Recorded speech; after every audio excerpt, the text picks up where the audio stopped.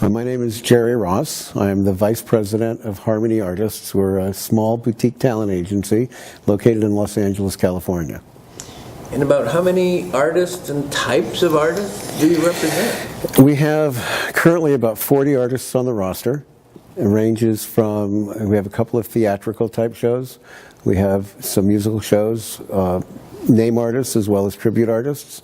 We have a number of family and school educational type artists as well. Do you attend more other conferences other than this one?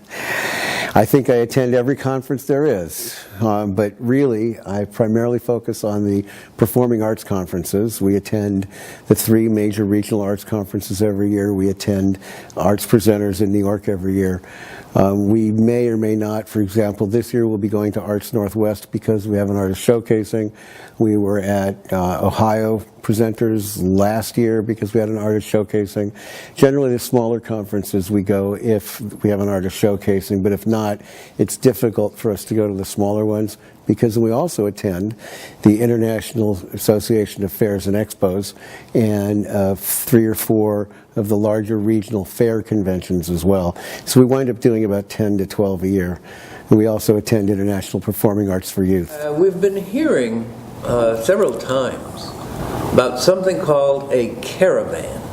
Could you tell us what that is and what it does? Well, I'm actually just winding up my 6th year and terming out of as a member of the board of the North American Performing Arts Managers and Agents. NAPAMA is an organization made up of a number of agencies, producers, self-represented artists, and even a number of presenters. Because the conferences can occasionally be closed on one week and close on Saturday, open on Wednesday. We've put together about 6 years ago a caravan for NAPAMA members. And what we do is once everybody gathers at the first conference of the 3 regionals, is we organize all of the materials, the booth materials and whatnot, into one shipment. We hire our own shipper. We've used YRC in the last few years.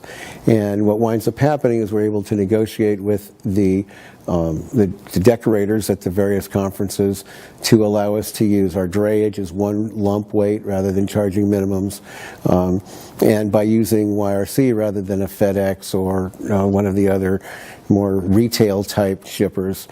We've run at about $5 a pound for drayage at all 3 conferences as well as the shipping between them. So it's remarkably less expensive than the alternative. And it's a service for NAPAMA members. And once they gather, as you said, at the first conference, for the folks that have never attended any of these conferences, once they gather at the first conference, how far do you need to move all of this stuff? Well, it depends on the decorator. In some cases, we've had situations where either loading in or loading out, materials are organized in a spot just off the convention floor. This year, we've been very fortunate. The decorators have actually come to the booths, picked up your materials, loaded it onto pallets, put it on the truck, sent it to the next place, and the decorators at the next location have distributed it out to the various booths. So when I left Arts Midwest last week or 2 weeks ago, I packed up my materials, I labeled them all clearly, and I went home. And when I got here, actually yesterday mid-morning when it was time to set up, all my stuff was in my booth. So the first conference, where was that? And then what was the routing of all this material from the point A, first conference, to middle conference, to the one we're at? Well, we started in Los Angeles and proceeded to Milwaukee, and from Milwaukee we're here in Orlando. You're right. They run together after a while. Last year we went from Vancouver to Kansas City to Baltimore, I think. So it varies from year to year, and actually, remarkably unusually, next year, the Arts Midwest Conference will be the first conference, and then we go back out to the West Coast for Western Arts, and then on to Performing Arts Exchange. And I don't even remember the cities yet. I haven't looked them up yet. I'll worry about that later. Is there anything else you'd like to share with us? Just an encyclopedia.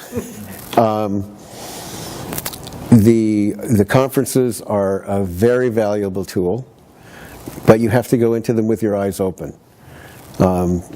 Preparing for them is paramount.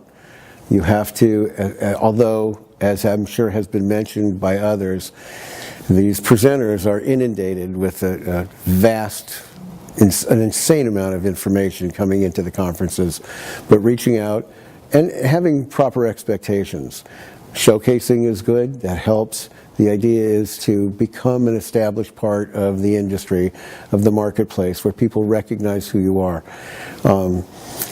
Showcasing, sending materials, but doing it properly, making sure that you're not being over-aggressive. It's good to be aggressive and to reach out, but you need to know when to pull it back and when to let nature take its course. What was your career path that brought you to your present position? I started in, I'm not going to say when. Okay. Suffice to say that disco was happening then. I was booking bands in nightclubs in Southern California. We actually had a fairly remarkably large business in the Southern California market back in, it was the mid-'70s. As that marketplace started to dwindle, we looked for other markets to get into. And we wound up first evolving into the fair and festival marketplace. And then as time went on, I actually represented a Broadway producer who did Broadway for children and young audiences. We took her shows into the fair and festival market, and conversely, she kind of dragged us into the performing arts market. And we've been probably about 20, 25 years in the performing arts market now. So really, in your case, you've pretty much been doing this for 42 years. 43 years. Don't rub it in, Manuel. No. Yes, that's correct. Yeah. That's correct. Since Christ was a corporal, as some might say. Well, we've had some that were presenters and then came... Crossed to the dark side? Yes, that's what they say. We had some artists, so we have a whole variety of paths that... I think that what you'll find is when you get into the entertainment industry, or the theatrical industry in this particular case, it's not like another industry. It's not like selling buttons and then selling shoes and then selling widgets. It's so much more than that. It's so far beyond that. It really becomes a way of life. So if you find that you really want to make a change, you're not really looking to change to go to another industry. It's really just another aspect of that same industry. It's very, they say you can't wash the grease paint off. Wonderful. Thank you so much. My pleasure.